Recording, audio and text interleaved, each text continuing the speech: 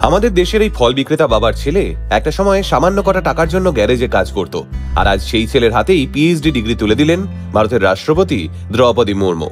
শুধু তাই নয়, একটা সময় যে স্কুলে পড়তেন তিনি আজ সেই স্কুলেরই শিক্ষক হয়ে পা রেখে গোটা দেশকে দেখিয়ে দিলেন মানুষের পরিশ্রম মানুষকে ঠিক কোথায় নিয়ে যেতে পারে। ইরফান শেখ। গুজরাতের আহমেদাবাদের শাহপুরে বেড়ে ওঠা ইরফানের বাবা মোহাম্মদ ইব্রাহিম শেখ একটা সময় ফল বিক্রি করতেন।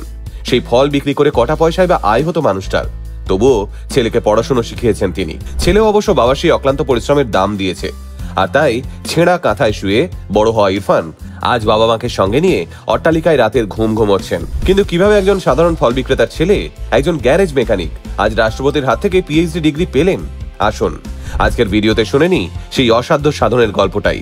আনন্দবাজারের প্রতিবেদন থেকে জানা যায়, ইরফান জ্ঞান হওয়ার পর থেকেই দেখেছেন বাড়িতে অভাব, তাই খুব ছোটবেলা থেকেই ইরফান বুঝতে পেরেছিলেন খাটতে হবে, না হলে এগোনো সম্ভব নয়। ইরফানের বাবার একটা ছোট ঠেলা গাড়ি ছিল, সেই ঠেলা গাড়ি নিয়েই ফল বিক্রি করতেন তিনি। কিন্তু শুধুমাত্র ফল বিক্রি করে সংসার চালানো, সন্তানদের পড়াশোনা সবকিছু সামলাতে রীতিমতো হিমশিম খেতেন ইরফানের বাবা। অগত্যা ইরফান যখন ক্লাস 7-এ পড়ছেন, সেই সময় বাবার কষ্ট দেখে ইরফান ঠিক করেন তিনিও রোজগার করে বাবার পাশে দাঁড়াবেন। আর সেই কথা মতোই স্কুল ছুটির পর সোজা গ্যারেজে চলে যেতেন ইরফান। সেখানে ঘন্টার পর ঘন্টা গাড়ি মুছে গ্যারেজের বিভিন্ন কাজ করে তারপর বাড়ি ফিরতেন। আবার বাড়ি ফিরেও চলতো রাত জেগে পড়াশোনা। এভাবেই দিনের পর দিন দুটো পয়সার জন্য লড়ে গেছেন ইরফান। যদিও ইরফানের এই লড়াইয়ে পাশে ছিলেন ইরফানের মা, তিনি সবসময় ছেলেকে সাহস যোগাতেন যাতে কোনো পরিস্থিতিতেই ইরফান পড়াশোনা না ছাড়ে, কারণ একমাত্র পড়াশোনাই পারে ইরফানকে এই কঠিন অবস্থা থেকে মুক্তি দিতে। ইরফান নিজের সঙ্গে তার ছোট ভাই বোনেদেরও বোঝাতেন পড়াশোনা করে নিজের পায়ে দাঁড়ানোর গুরুত্ব। আর এভাবেই অক্লান্ত পরিশ্রম আর মেধার জোরে একদিন স্কুল পাশ করে ভালো কলেজেও ভর্তি হন ইরফান। ধীরে ধীরে সেখান থেকে রিসার্চের সুযোগ আসে, আর এই সময় ইরফান সুযোগ পান নিজের স্কুলে শিক্ষকতা করবার। আর একটা মানুষের জীবনে এর থেকে বড় গর্বের বোধহয় সত্যিই কিছু হয় না। ইরফান সব সময় চাইতেন আধুনিক প্রযুক্তি ব্যবহার করে ছাত্রছাত্রীদের পড়াশোনার ধরন পরিবর্তন করতে।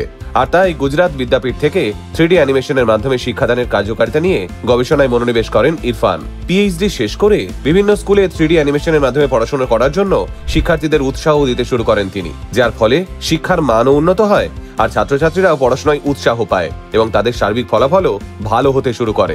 সম্প্রতি গুজরাট বিদ্যাপীঠের 71তম সমাবর্তন অনুষ্ঠানে উপস্থিত ছিলেন ভারতের রাষ্ট্রপতি দ্রৌপদী মুর্মু।